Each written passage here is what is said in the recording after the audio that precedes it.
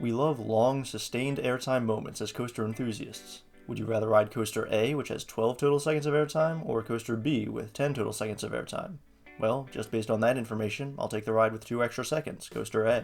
But we also love strong moments of airtime compared to weaker ones. What if coaster A only peaks at negative 0.1 Gs, while coaster B peaks at negative 1.5 Gs? Suddenly, coaster B looks like the true airtime machine.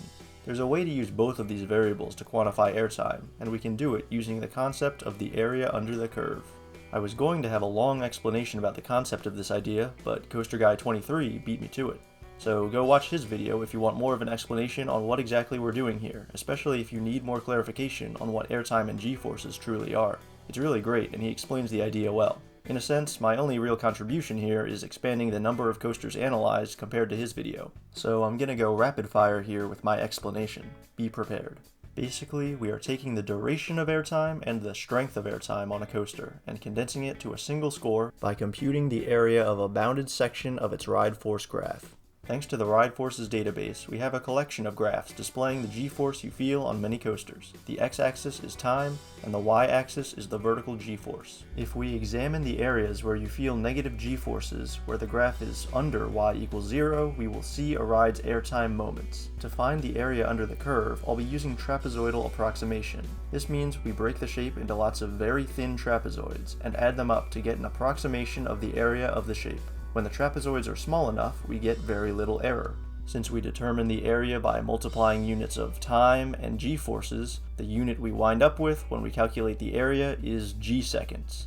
Each moment can be measured in this unit. Now, I've implied that the area under the curve is the area between the force graph and y equals 0, but this does not have to be the case. We can define airtime however we want. We could raise the threshold for what qualifies as airtime and find the area under this new curve.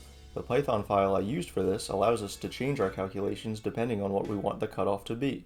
Say we want to find the area under y equals 0.3 Gs instead, allowing for very small positive values to still count as airtime. With this in mind, let's look at an example for individual airtime moments. Coaster M has an airtime moment that lasts 4 seconds, and Coaster W has a moment that lasts 1.3 seconds. Which airtime moment do you think is better? Obviously, Coaster M.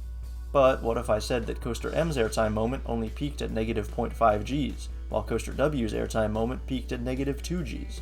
Now which moment is better?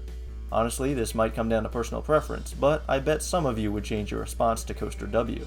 Well, we can also get a numerical answer. We calculate the scores for each of these moments in units of g-seconds. Coaster M is Mako, and it scores 1.73 g-seconds for its first airtime hill, sometimes called the 5-second hill. Coaster W is Wonder Woman Golden Lasso, and it scores 1.47 g-seconds for its twisted hill that reaches negative 2 Gs. This demonstrates the types of numbers we might expect to see for good airtime moments, while also potentially revealing a small advantage in favor of longer airtime moments. The strongest airtime moments do not exceed a magnitude of 2, while the longest airtime moments can have a magnitude of twice that. I would like to take a moment to say that due to personal tastes, maybe you do actually prefer weaker moments of airtime as opposed to reaching negative 2 Gs. Things like restraints or smoothness may also play a factor in how much you like a moment of airtime. These results are quantitatively based, but that doesn't mean they have to be your personal favorite airtime moments. The point is, for this study, both strength and duration are important. Rides that have a good quantity of each will be rewarded. Now that you've gotten a demonstration, let's dig into it. The RideForces database, or RideForcesDB.com, lets people upload force recordings of rides they've taken on their phone or watch so others can see the forces. I identified over 50 coasters I wanted to analyze. I took between 1 and 3 recordings of each coaster. If I took more than one, I took the median value for their total score and best moment for the final list. For any high-scoring ride, I typically used multiple recordings to try and ensure accuracy.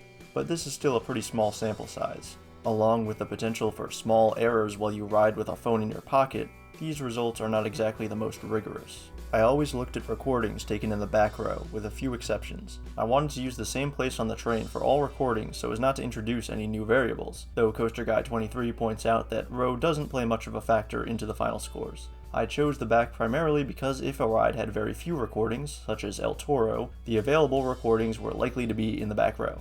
After all, coaster enthusiasts love sitting back there. For a few rides though, such as Twisted Timbers, the row was not mentioned. For a few other rides, like Tigress, there were no back row recordings available, so I chose a different row. We're just gonna roll with it. I downloaded the recordings and grabbed two variables, the time and the vertical g-forces. I ran them through a Python file that plotted the data on a chart, and then created a function that allowed me to find the area under the curve with trapezoidal approximation, specifically the area bounded by y=0 and the g-force line. I could also change the cutoff to be any value of y, so I chose y=0.3 for a second set of tests, to be more generous to rides like B&M Hypers, who may hover just above y=0 for long stretches. That means I'll show you two scores, one with the y=0 cutoff and one where the cutoff is y=0.3. The final consideration was whether to include inversions. I initially wanted to just look at airtime, but inversions can also provide negative g-forces. Eventually, I separated it out so that if a ride's best moment was an inversion, I also recorded its best non-inversion moments. That was the extent of trying to sift between inversions and non-inversions. I never excluded inversions from analyzing a ride's total airtime score. So, we can finally answer the question, what ride has the best airtime, both in duration and strength? The answer? Steel Vengeance. Bet you couldn't have guessed that one. No matter whether the cutoff is 0 Gs or 0.3 Gs, Steel Vengeance is at the top. Rides with lots of strong airtime moments, unsurprisingly, make up the top 10. Though some rides may surprise, the results make sense if you think about it. Where are El Toro and Skyrush, you may ask? Both basically only have 4 or 5 real airtime moments. All of these rides have significantly more. But now let's look at the question that's really interesting. What is the best moment of negative Gs on a ride? Let's see what the list gives us. I only took the single best moment from each ride, so no ride can have multiple spots on the list. Outer banked turns are popular, as are long moments of hang time. Let's bump the cutoff up to 0.3 Gs. Finally, there's El Toro.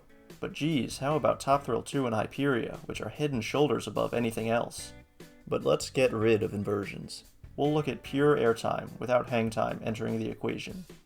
Those outer banked turns are still really popular. Now let's look at the best moments when we raise the cutoff to 0.3 Gs. It's Intamin, RMC, and Mach who make up the bulk of these lists, but it's a Zamperla that has the best airtime moment of all time. Yep. So there you have it. These are the top 10 airtime moments in the world. Except, not really.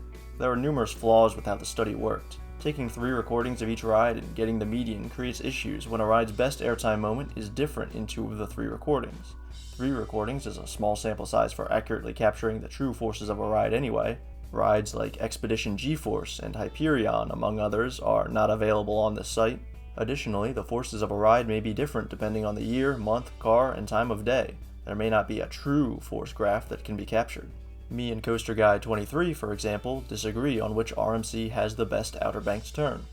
My results say it's Air Force 1, and his say it's Steel Vengeance. And finally, I produced a bunch of numbers, like 5.13 G seconds for Top Thrill 2's best airtime moment, the top hat into the drop, that are difficult to understand.